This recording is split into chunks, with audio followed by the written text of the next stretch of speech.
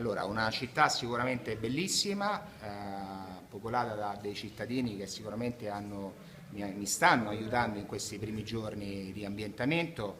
Trovo grande disponibilità in termini di accoglienza, appunto di ospitalità. Io ringrazio l'istituzione, il Comando Generale, che comunque mi ha dato la possibilità di avere il privilegio di aver assunto questo comando, il Comando Provinciale di Treviso.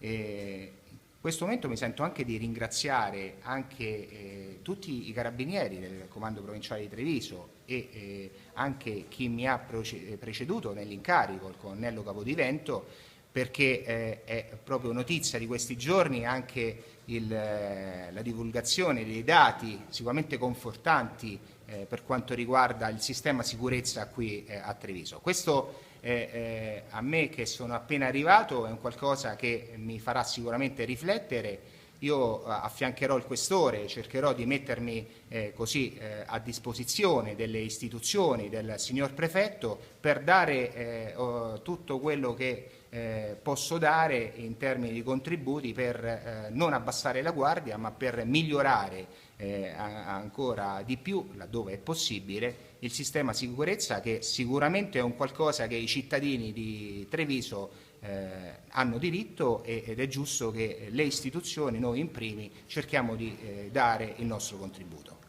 C'è già una ricetta per la sicurezza in provincia?